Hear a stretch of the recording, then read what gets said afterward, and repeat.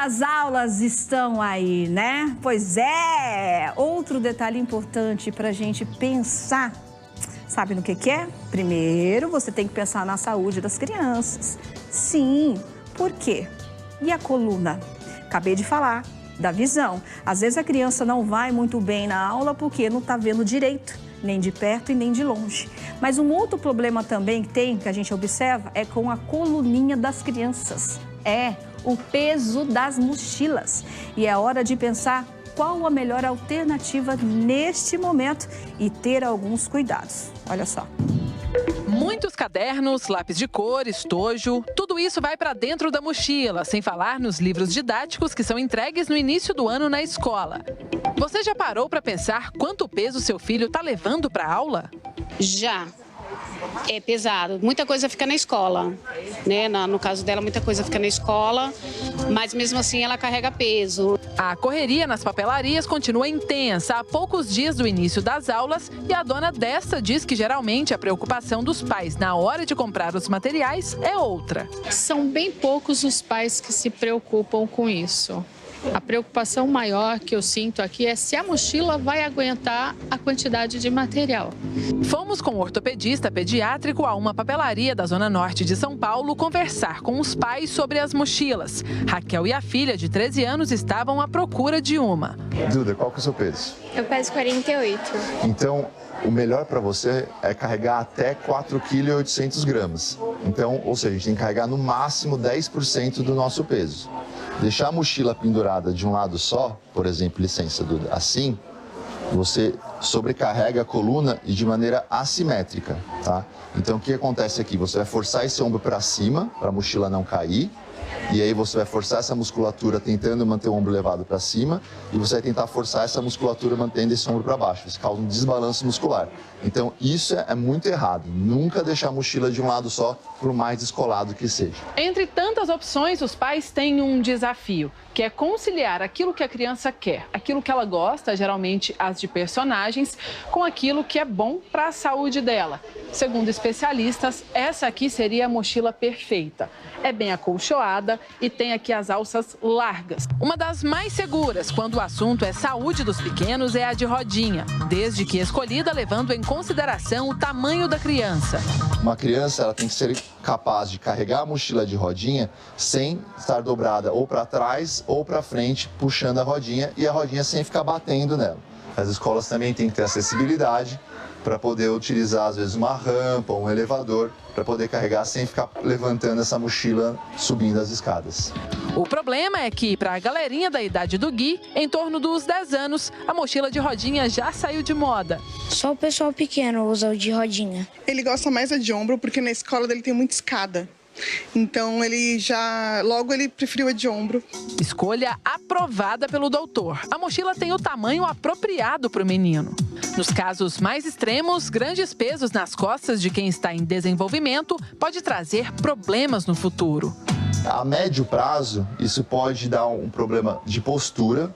Então, a criança pode desenvolver ou uma hiperlordose postural ou uma hipercifose postural. E isso, ela manter com essa posição ao longo da vida dela. E, a longo prazo, essa alteração da posição pode, sim, dar artrose na coluna, que são os famosos bicos de papagaio.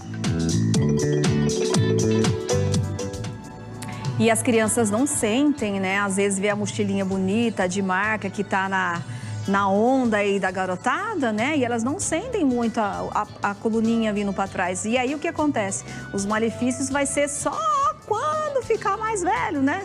E aí sente todas essas situações. E continuando nesse assunto de mochilas pesadas, de volta à rotina, nós vamos falar com ela, que esteve agora há pouco com o meu amigo Nader Khalil no Balanço Geral, que ela ficou para falar com a gente também, a psicopedagoga, ó, trava-língua, Maria Emília. Tudo bem, Maria? Olá. Obrigada por ter ficado.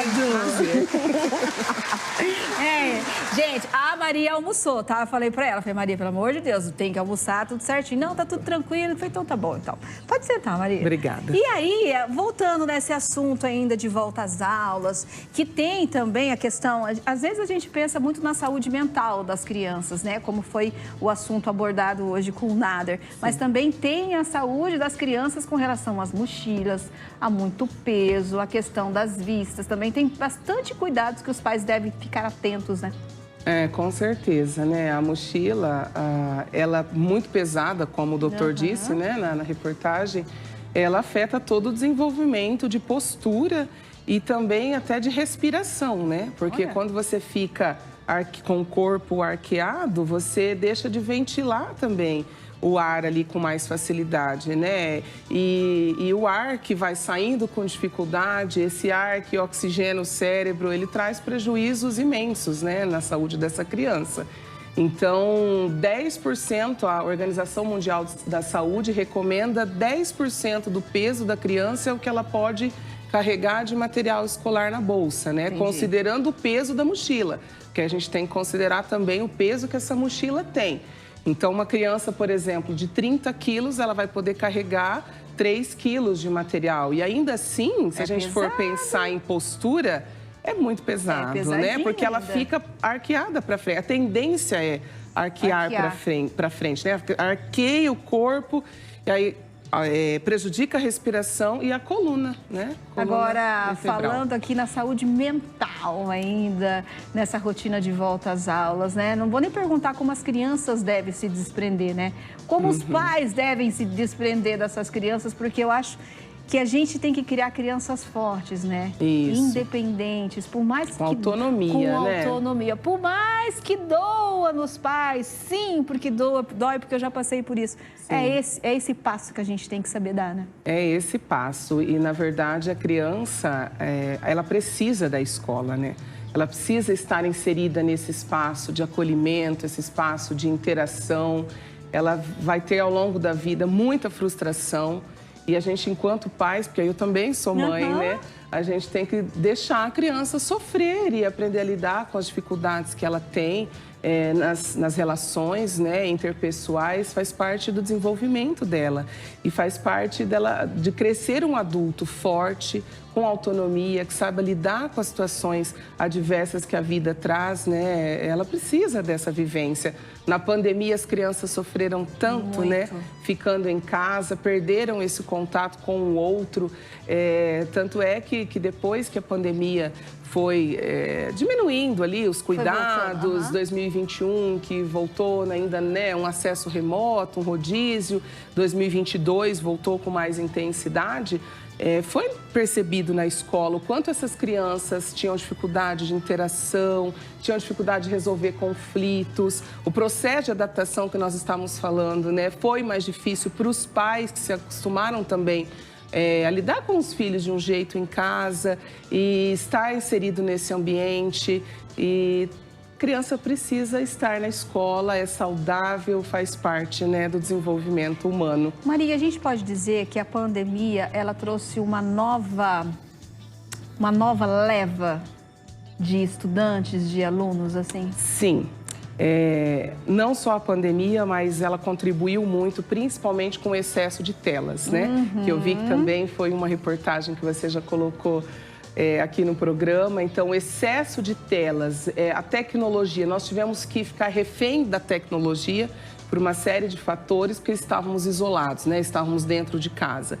E principalmente quando a gente fala de alunos, de escola, as crianças tinham acesso pelo computador, pelo celular, pelo tablet, né? Pela tela, a conteúdos, a atividades que a escola propunha para essas crianças. E de repente, torna-se um vício, né? É um vício. É um vício para nós, quem dirá para uma criança, né? Então, a criança está ali com muita interação nessa tela e, inclusive, agora é um problema, né? A volta às aulas, porque durante as férias, o que muitas crianças e adolescentes ficaram fazendo em casa? No celular, né? E agora romper totalmente esse vício que eles têm no celular, nas telas. Então, falando em volta às aulas, aproveitando para falar de escola, é muito importante e faz muita diferença quando você tem a oportunidade de colocar seu filho também numa escola que é parceira com a família nesse processo de proibição do uso de telas. Desligamento. Né? Desligamento. Porque de nada adianta você deixar o seu filho na escola, ele passar ali 7, 8 horas na escola, ou quem fica, né, um período só 5 horas, e ele, na hora do recreio, não socializa porque fica no celular. Não brinca com os amigos porque vai para o banheiro, de repente mexer no celular escondido, jogar. Eu já vi grupos de alunos um do lado do outro jogando no mesmo jogo. Então, assim, eles estão ali jogando, dando risada, mas eles não conversam entre eles. Maria, eu tô rindo aqui, sabe por quê? Porque a gente tá falando das crianças, mas começa com a gente. Quantas vezes você tá numa loja, numa mesa de um restaurante, numa lanchonete, onde todo mundo tá com o celular. E se for ver, eles estão conversando pelo aplicativo. É isso mesmo. Não é? Então é difícil. Agora, você falou uma coisa muito bacana, que eu queria que você reforçasse um pouquinho com o Nader, que é com relação à idade para as crianças usarem tela. Se eu não me engano, acho que foi 12 anos. Que é o início ali de uma pré-adolescência, porque aí as crianças, né, os pré-adolescentes, pelo menos a gente pensa que sim, né? Eles estão um pouquinho mais maduros para entender as consequências desse uso excessivo de telas, né? E a gente consegue fazer alguns combinados com eles, é mais maleável, mas questão neurológica também, né? Porque antes disso, não que ele está totalmente maduro, mas antes disso, ele ainda tem muita influência, ele observa muito, a criança aprende por imitação, então por isso que nós somos exemplos, né? O tempo todo, onde tem criança, eles estão nos observando e vão repetir nossas ações. E o pré-adolescente, ele tem ainda, claro, o desenvolvimento do cérebro, ele acontece ainda até o final da adolescência, 24, 25 anos, né? Mas o prejuízo é um pouquinho menor quando você fala em desenvolvimento mesmo cerebral, né? Mas como e tempo, né? Então, e você determinar tempo, porque em excesso em qualquer idade vai fazer mal. Sabe por quê? Porque eu já vou entrar, porque já que você é uma psicopedagoga, é outra língua, né? Eu já vou entrar, porque hoje você vê crianças com tela muito cedo. Sim. Bebezinhos, né? Às vezes na mesa do restaurante. E aí você vê que realmente são programinhas didáticos, Sim. de brincadeira, de cor. Então, às vezes a mãe e o pai tá achando que tá fazendo bem, mas não tá. E na verdade, os pais geralmente se orgulham dos filhos que brincam nesses jogos e que já sabem as letras do alfabeto, e que já sabem cores, e que já sabem números. Às vezes até falar inglês. E que sabe falar inglês, exatamente. Então, assim, tem outras formas de você estimular, né? Tem alfabetos móveis, tem peças, tem materiais didáticos que você consegue ensinar a letra, que você consegue ensinar número, que você trabalha a coordenação motora. Então, o celular, a tela, ele promove essa aprendizagem? Ele promove, mas não é adequada. Ela deveria ser feita de outra forma, com materiais palpáveis, né?